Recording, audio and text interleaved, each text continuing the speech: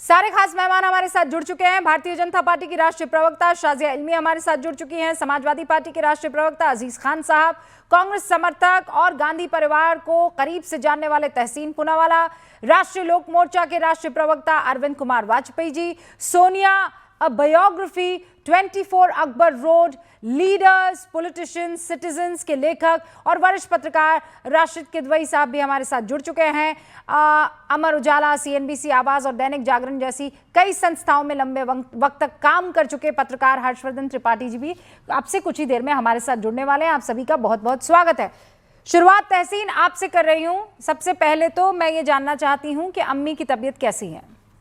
Thank you Rubika ji, operation हो गया, अब she is recovering. Thank you so much. अल्लाह का शुक्र है। अब जरा मुझे ये बताइए, आपकी पार्टी की तबीयत कैसी है?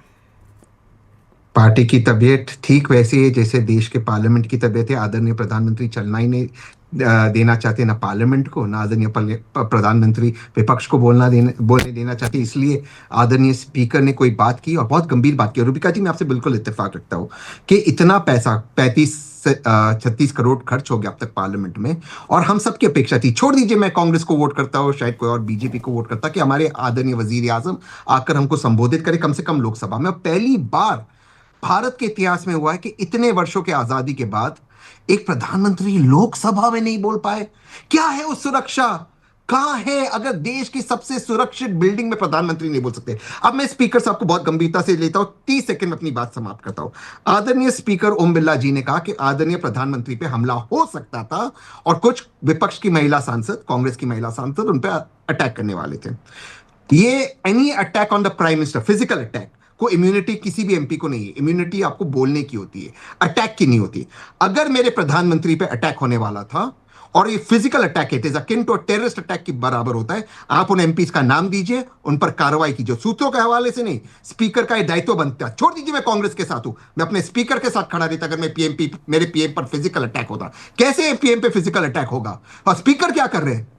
अगर उनको पता है कि कोई साजिश हो रही है, पीएम पे अटैक, फिजिकल अटैक पे।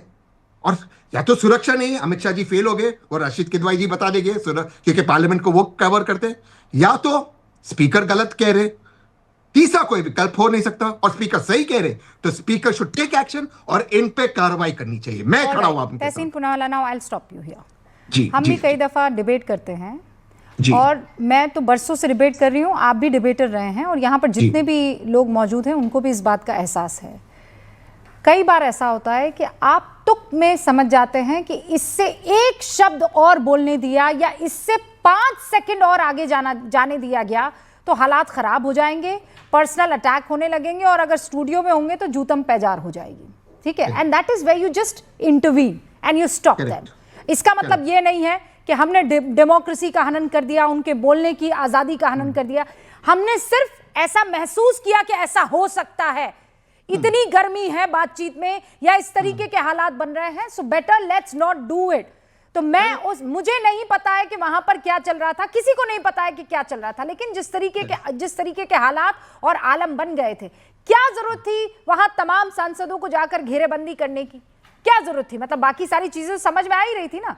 मैं अब तक इस स्ट्रैटेजी को नहीं समझ पाई हूं। महिला सांसदों को आगे करके क्या बताने की कोशिश हो रही थी? क्या चाहता था? बिल्कुल जी रूबिका जी, आज मैं बिल्कुल आपसे इत्तेफाक रखता हूं। मतलब मैं कहीं कोई गुंजाइश ही नहीं आपसे कुछ गलत बोलने की। तो आप बिल्कुल सही कह रहे। एक, आपने कहा हो सकता था, हुआ नहीं अटैक, लेकिन आदरणीय स्पीकर ने सूत्रों के हवाले कहा अटैक होने वाला था।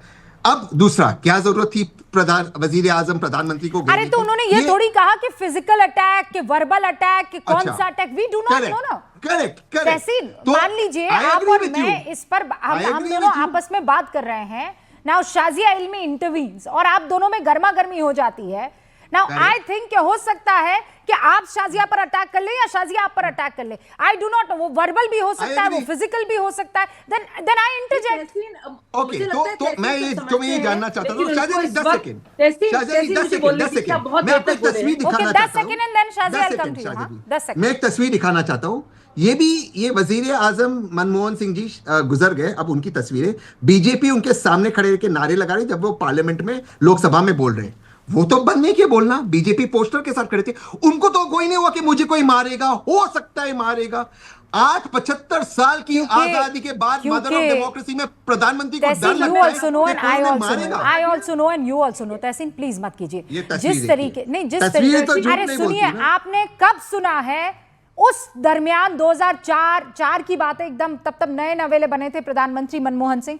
कब सुना मनमोहन तेरी कब्र खुदेगी? वो नफरत किसमें देखी आपने? उसका जवाब भी दे भारतीय देता हूं। जनता पार्टी वो भी के जवाब कितने देता हूं। सांसदों को आपने इस तरीके से छाती पीट पीट कर करेक्ट, कब्र खोदने वाले बयान देख लियो। अब इस पर जवाब दे दीजिए। उससे पहले एक शाहजेब, लाइन में नहीं just give me a moment, प्रधानमंत्री मनमोहन सिंह रोए थे पार्लियामेंट में, ये कहते कि भाजपा सेशन नहीं चलने दे रहे और कह रहे कि मेरा प्रधानमंत्री चोरे सेशन नहीं यू आर चलने दे चेंजिंग रहे द और गोल उनके पास पोस्ट। कोई एविडेंस नहीं था। आप गोल पोस्ट रोए से थे, आप कह रहे हैं रोए थे अटैक कैसे हो रहा है, लेकिन आप उन्होंने कह रहे बात हैं की। कि कैसे इतना खतरनाक हो सकता था। मैं कह रही ये हूँ उस देखिए। दरमियान इस तरीके के हालात नहीं थे कि इतनी ये क्या है? नफरत थी सर पर चढ़ी हुई। ये शाहजेब, क्या है? देखिए रूबिका जी, बहुत देर तक मैंने सुना तहसीन जी की बात को। तहसीन जी, आप क्या बात कर रहे हैं मनमोहन सिंह के वक्त की? आपको याद है अन्ना हजारे आंदोलन? आपको याद है खुद बेचारे मनमोहन सिंह जो ऑर्डिनेंस लेके आए थे उसको आप ही के एमपी ने फाड़ा था। तो जो मनमोहन सिंह की कद्र राहुल गांधी नहीं कर सकते, वो आपके बीजेपी के क्या करेंगे? और ऐसे कभी हालात पैदा हुए थे, ऑर्डिनेंस को फाड़ा था, आपको याद है? नहीं जी I बिल्कुल will फाड़ा lose था। anything. It's known, everybody मैं knows about debate it. छोड़ दूंगा, If you तो और unaware, नहीं तहसीन फाड़ा हमारा, है। आप पहली बार टीवी में मैं जब आए debate थे छोड़ मेरे दूंगा। साथ ही मैं थे। माफी मांगते एक debate दूसरी छोड़ बात मैं दूंगा। कहना चाह रही हूँ, चलिए मैं इस टॉपिक publicly से माफी हटकर मांगूंगा। राहुल क्यों, गांधी ने सुनिए नहीं सुनिए, फाड़ा था। संसद की नहीं फाड़ा गरिमा, था। आप फिजिकल फाइट कह रहे हैं। संसद की गरिमा हाथों की ताकत से नहीं होती है भाई साहब, शब्दों की सोच की मर्यादा से बनती है। और ये गरिमा शारीरिक शोर में नहीं है, ये नैतिक ऊंचाई में है।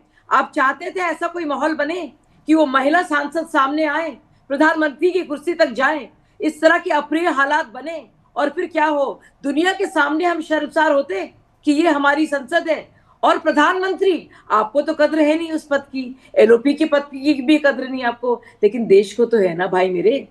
तो संसद का सम्मान बाहुबल से नहीं होता है, बौद्धिक और नैतिक बल से वो महफूज रहता है। सुन नहीं तो लीजिए आप। शाहजेब और में संसद की गरिमा का नहीं तो आधार- निशिकांत दुबे को कोई ये बात समझाएगा या केवल तहसीन पूनावाला को समझाई जाएगी ये बात? भाई जो चीज आप लोगों के अख्तियार में है उसे तो आप लोग संभाल सकते हैं ना। Now what is your reply to Nishikant Dubey? वो भी तो ऐसी ऐसी किताबें लेकर आए थे ना। ये तो टिट फॉर टैट चल रहा है। संसद कहां चल रही है? तो बदला चल रहा है, नागिन नाच हो रहा है यहां तो।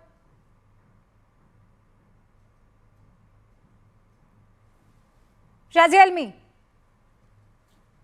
अच्छा, तो आप ऐसी किताब को कोट करना चाह रहे हैं जो पब्लिश हुई नहीं है, बल्कि उस किताब को छोड़िए जिसको आप कोट कर रहे हैं उनकी बात को। और जो लेफ्टिनेंट जनरल है नॉर्दर्न कमांड के, जो बाकायदा रिपोर्ट कर रहे थे ट्रूप मूवमेंट पर, बाकायदा जनरल को, नरवणे जी को, उनकी पूरी टेस्टिमनी है। और उसी आर्टिकल में, उसी कैरावान मैगजीन में उसका जिक्र है। सवाल तो मैं तहसीन पूनावाला से पूछ लूंगी, लेकिन जो किताबें यार हिंदुस्तान में बैन है, निशिकांत दुबे भी तो वो किताबें लेकर आए थे ना।